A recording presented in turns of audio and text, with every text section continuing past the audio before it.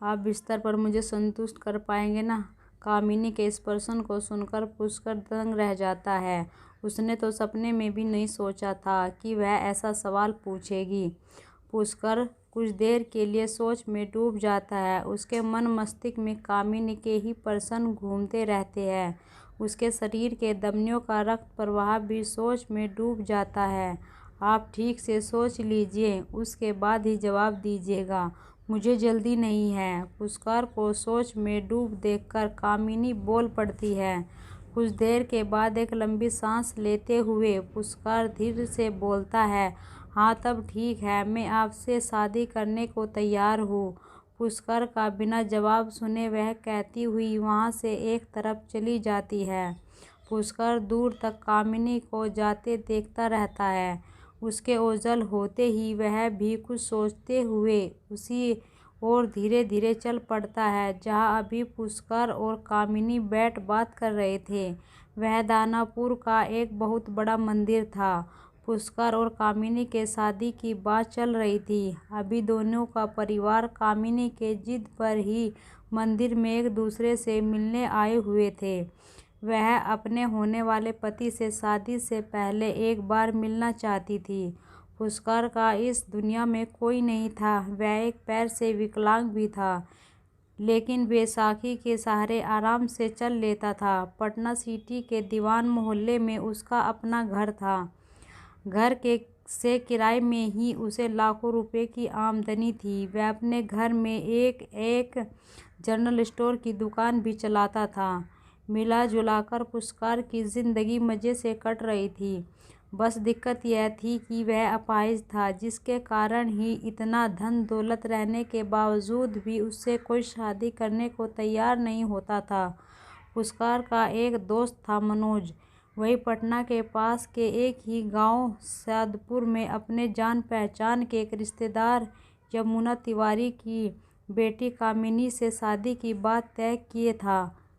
और आज सभी मंदिर में एक दूसरे को देखने एवं समझने आए हुए थे। कामिनी पुष्कर से शादी को राजी भी हो गई थी। उसके माता पिता को पहले से ही राजी थे। कामिनी 5 भाई बहनों में सबसे बड़ी थी। उसका परिवार गरीब था, इसीलिए उसके माता पिता विकलांग होने के बावजूद भी पुष्कर से शादी को पहले से ही राजी हो गए थे, क्योंकि वह करोड़ों का मालिक था। जैसे ही कामिनी सभी को अपनी राय बताती है, सुनकर सभी खुशी से झूम उठते हैं। पुष्कर का दोस्त मनोज, जो शादी करवा रहा था, झट मिठाई मंगवाकर सभी का मुंह मीठा करवा देता है। पुष्कर के साथ उसके चाचा रामलेखा तिवारी और चाची प्रमिला भी रहती थी। इन दोनों का कोई औलाद नहीं था, इसीलिए पुष्कर को ही दोनों अपना बेटा मानते थे।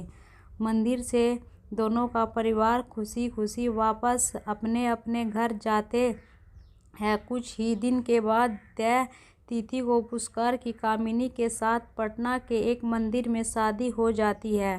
कामिनी पुष्कर की पत्नी बनकर अपने गांव सैदपुर से पटना सिटी आ जाती है। वह अपने पति का आलीशान घर देखकर मन ही मन बहुत खुश होती है। पुष्कर से शादी करके वह अब करोड़ों की मालकिन बन गई थी। उधर मन ही मन पुष्कर भी कामिनी जैसी खूबसूरत बीवी को पाकर बहुत खुश था। उसके वीरान जीवन में कामिनी जैसी हसीन हुस्न की मल्लिका के आगमन से बाहर आ गया था। पुष्कर के चाचा चाची उसकी शादी के दूसरे ही दिन वैष्णो देवी माता का दर्शन करने कश्मीर चले जाते हैं। दोनों ने पुष्कर की शादी के लिए मन्नत मांगी थी। चाचा चाची के ठीक जाने के अगले ही दिन सुबह में पुष्कर अपने घर के ड्राइंग हॉल में बैठे आज का अखबार पढ़ रहा था कि कामिनी वहां जाती है। उसके हाथ में कॉफ़ी का मग था। पुष्कर काफ़ी पी चुका था। वह कामिनी को वहां आते देख मुस्कुराकर फिर से अखबार पढ़ने लगता है। वह बीच बीच में कामिनी को भी देख लिया करता था। कामिनी भी वह सोफे पर बैठकर कॉफ़ी पीने लगती है। पता नहीं क्यों आज उसके चेहरे पर तूफान आने के पहले जैसी खामोशी दिख रही थी। कामिनी अभी 2-3 घूंट ही कॉफ़ी पी थी कि पुष्कर उससे उसके उदासी के बारे में पूछ बैठता है। क्या हुआ कामिनी, उदास लग रही हो? तबीयत ठीक है ना आपकी? मुझसे झूठ क्यों बोला था? कामिनी झट पुरस्कार से बैठी। झूठ? मैंने तुमसे झूठ कब और क्या बोला? मंदिर में मुझे बिस्तर पर खुश करने वाली बात कामिनी बिना हिचकिचाए बोल पड़ी। सुनकर पुरस्कार के मुंह से बोली नहीं निकले। वह फिर सोच में डूब गई। मुझे पहले ही पता था तुम्हारे जैसा अपाहिज मुझे वो आनंद नहीं दे सकता था जो आज एक औरत को अपने पति से चाहिए था। कामिनी आपसे तब तुम पर आ गई थी। उसके बोलने का अंदाज भी बदल गया था। पुरस्कार कामिनी के बदले तेवर को देखकर दंग रह जाती है। फिर भी वह चाहकर भी कुछ नहीं बोल पाता। आखिर कामिनी उसकी तुलना एक सामान्य इंसान के साथ कैसे कर सकती थी? वह तो एक अपाहिज इंसान था।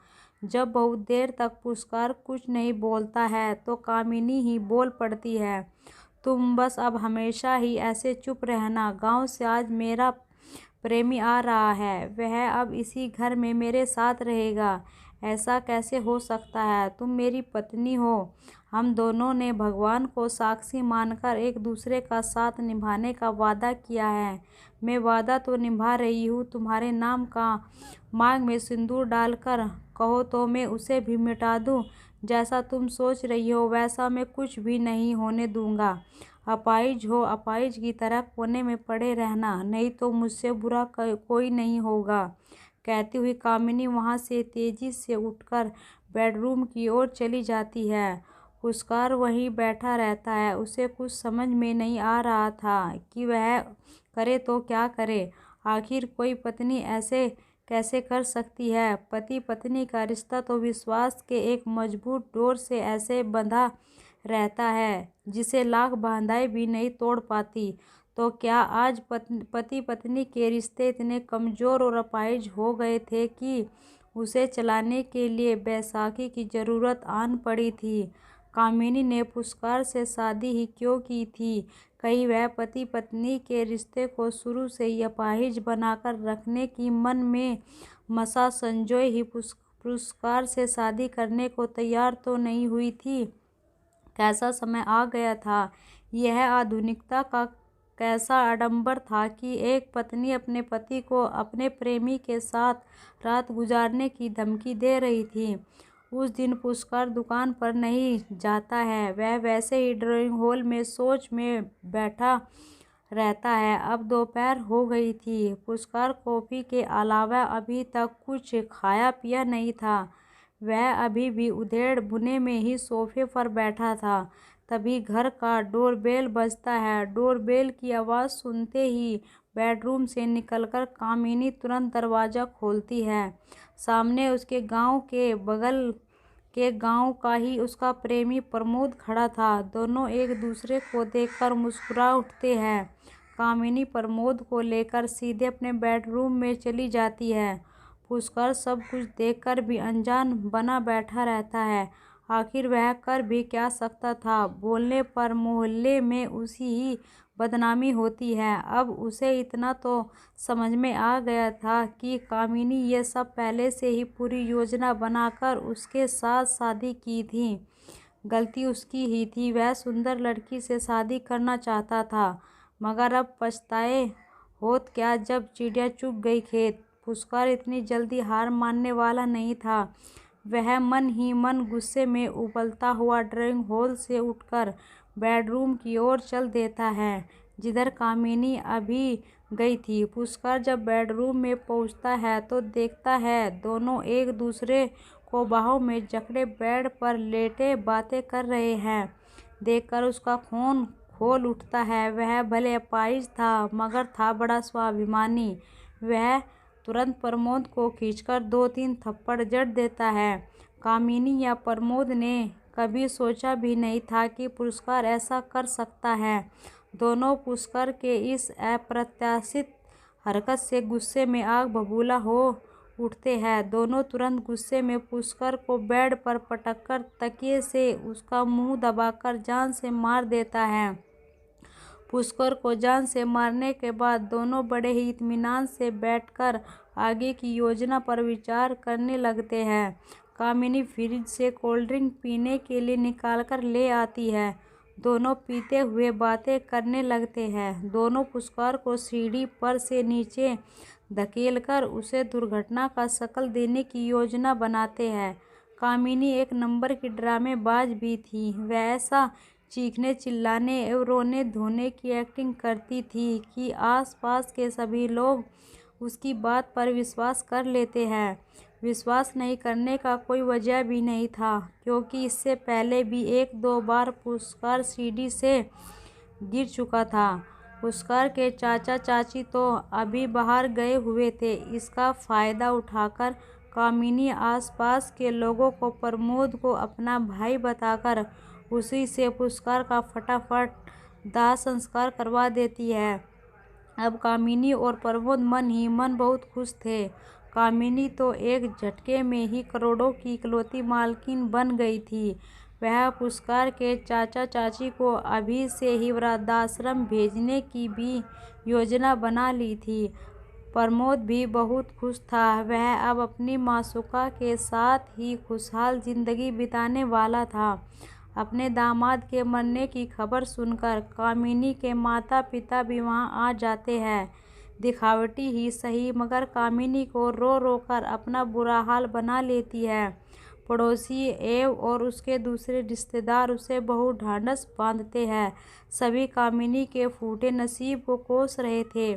पुष्कर के मरने के 2 दिन बाद ही उसके चाचा चाची भी वापस लौटकर आ जाते हैं। पुष्कर के दुष्कर्म एवं भोज के बाद जैसा ही सभी मेहमान जाते हैं कि कामिनी अपनी मजबूती बताते हुए पुष्कर के चाचा चाची को वृद्धाश्रम जाने को कह देती है, मगर दोनों के जवाब सुनकर उसके पांव तले की जमीन खिसक जाती है। यह घर पुष्कर का नहीं था, वह तो सिर्फ किराएदार था। दोनों उसके चाचा चाची नहीं बल्कि मकान मालिक थे। पुष्कर सिर्फ शादी करने के लिए ये सब झूठ बोला था। सिर्फ दुकान उसका था, मगर वह भी शादी में कुछ खर्चे के उधार तले दबकर नीलाम होने वाला था। तो क्या पुष्कर भी शुरू से ही पति पत्नी के पवित्र और अटूट रिश्ते को झूठ के बैसाखी पर अपाहिज बनाए हुए था? वाहरे जमाने, एक तरफ कामिनी शुरू से ही पति पत्नी के पवित्र रिश्ते को छल के बैसाखी पर अपाहिज बनाकर शादी के बंधन में बंधी थी, तो दूसरी तरफ पुष्कर भी शुरू से ही झूठ और मक्कारी के बैसाखी पर रिश्ते को अपाहिज बनाए हुए था। आखिर भालू भी भीत पर खड़े ऐसे अपाहिज रिश्ते को बुनियाद कितनी मजबूती होगी। दोनों ने अपने रिश्तों की नींव को शुरू से ही कमजोर कर रखा था। दोनों शुरू से एक दूसरे को नहीं बल्कि खुद को ठगने में लगे हुए थे। तभी तो आज दोनों का यह हश्र हुआ था। पुष्कर मरकर अपनी धूर्त और मक्कारी का फल पा चुका था, तो कामिनी सफ़ेद साड़ी में लिपटी विधवा बनकर अब एकाकी जीवन जीने को बाध्य हो गई थी, क्योंकि उसका प्रेमी प्रमोद पुष्कर की सच्चाई जानते ही चुपचाप अब फैक्ट्री में कमाने के लुधियाने भाग गया था। अगर दोस्तों आपको यह कहानी अच्छी लगी हो, तो इस कहानी से आपको कुछ सीख मिली हो, तो कमेंट में ज़रूर बताइएगा।